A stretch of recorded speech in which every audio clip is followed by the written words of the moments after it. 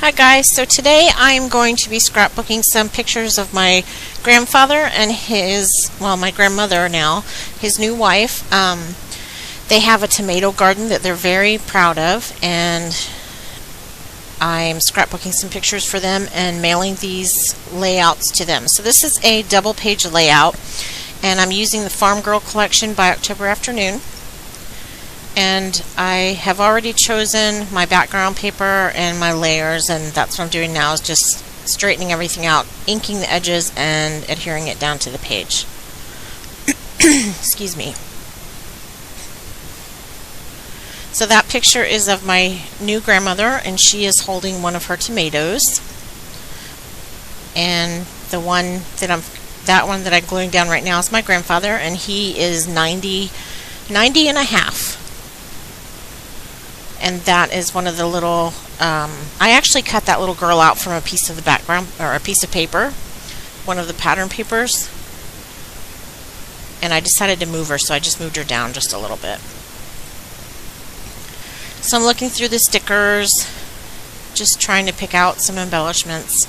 And this first page came together pretty quickly. The second one was a little more time consuming, but not bad. So I put some pop dots under that little index tab right there that says gardening, and I'm popping up some of the other stickers on foam dots just to give them some dimension.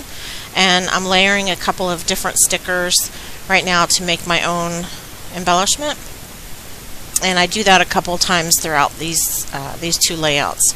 I don't normally do two-page layouts, but I had too many photos to put on one, so I went ahead and did a double layout this time. So I'm stamping the date on one of those stickers, but there wasn't enough room to put the day, so I inked up the month and then I inked up the year and just stamped them separately. And now I'm just adding some foam dots to it.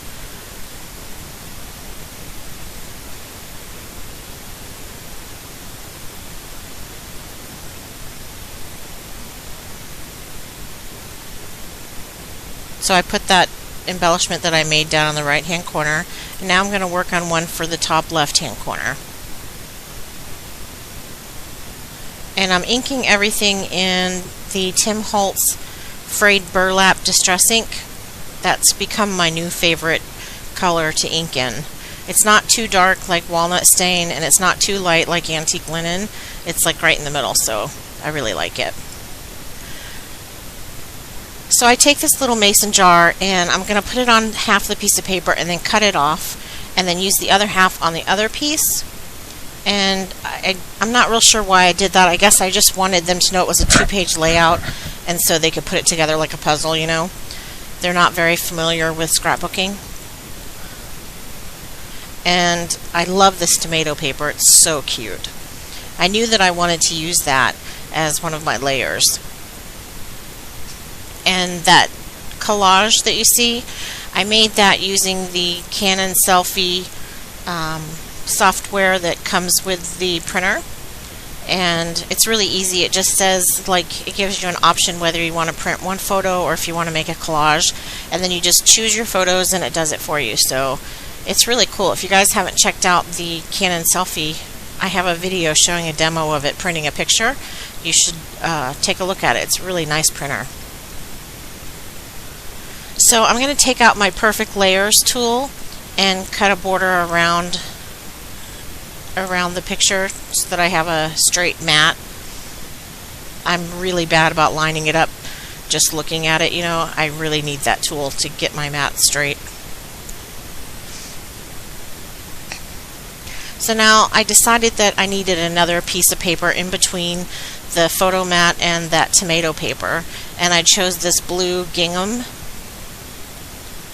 So I'm just cutting that down and inking the edges, and then I'm going to put that down. And I think that adding that layer did something for it, because it was just kind of fading away into the tomato paper. That sounds funny, tomato paper. So this border strip really had me going for a while. I thought that I wanted something horizontal down towards the bottom, but I didn't like it. So I layered another border sticker, that little red one, on top of it, and I thought that was cute, but no matter where I put it, it just seemed like kind of off. So you'll see me move it around a couple times, and in the end I end up leaving it in the middle, but I end up covering it up, so you don't end up seeing it in the final layout after all. But I did really work hard on trying to use it. So I'm just trying to line it up straight right now, so I'm using my T-square ruler. That thing really comes in handy for me. So I'm just playing around with it, trying to figure out what looks right, because no matter what I did, it didn't look right.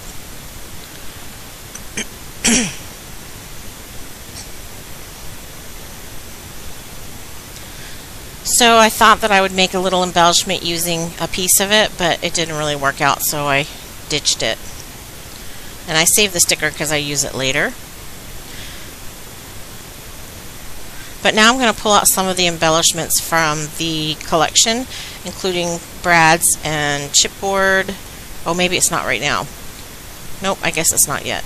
I'm going to make one more embellishment, then I'm going to pull out the other embellishments.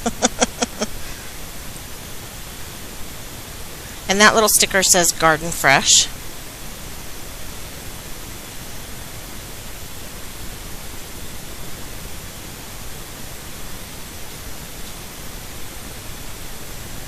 I think now I'm going to, yeah, now I get all the other things. So I've got the little flare badges and the chipboard stickers and the brads and the miscellany pack. And I have more embellishments than I do paper. Like, I'm probably going to have a whole lot of embellishments left over that I don't use. And I hate that because I try to use everything up. So I kind of went a little embellishment crazy on these 2 pages because I was trying to use as much as I could without having it look too cluttered, you know. So I'm going to go through that the brads now and pick out just a couple that I really like. And that one with the tomato is perfect, so I'm going to put that up in the little cluster right there on the right. And I really wanted to have something with the gingham in it because I used that as a layer. So I just put it on top of one of those little brads that had a little circle hanging down from it. And I didn't like the red circle. It was just like too dark of a red for the collection. And I didn't think it matched, so I just covered it up with the flare badge. And I'm going to use this little song card. It has a song called My Garden on it. And I'm just going to use that as a layer. And then the flash card that says garden.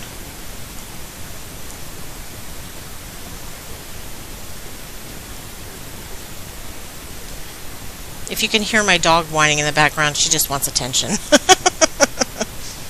So I used another flare badge that has a tomato in the left-hand corner of the other page.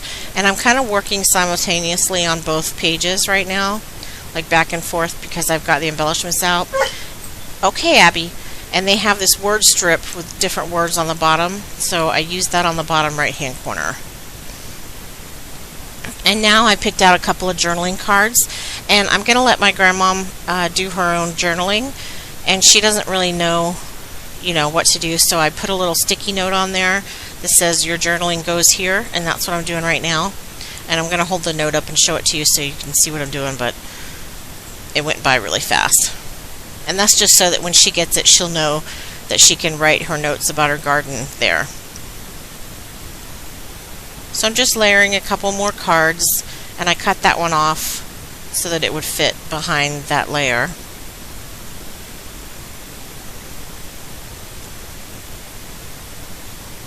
And that's one of the little chipboard stickers. It's an arrow and it says my favorite. And I really love that. I don't use buttons very often. I have a huge button collection, but I forget to use them. I don't know why, but I just never remember. But I love the October afternoon buttons the most. They're my favorite. So I've got some twine from Lawn Fawn. It's actually hemp cord, and that's what I'm using to thread the buttons with. And I just put it on with a big, thick 3D glue dot. And now I'm going to tie the other one. The green one, I'm going to tie a knot in the front of that one just to make it different than the blue one.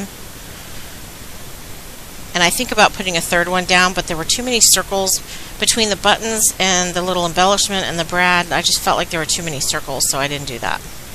So I'm gonna add some adhesive to these stickers because they don't stick very well at all. And I'm just gonna put the word tomato above the flashcard that says garden and let that be part of my title. So the title's Tomato Garden.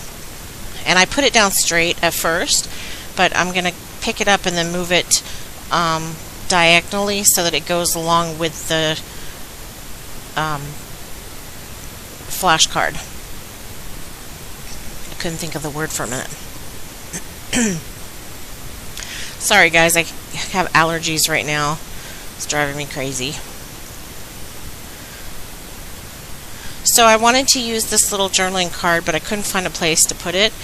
But as you'll see in the next video, I did another video showing a card that I made for them to put in their package, and I end up using that on the card. So I'm just adding a few more stickers from the sticker sheet here and there.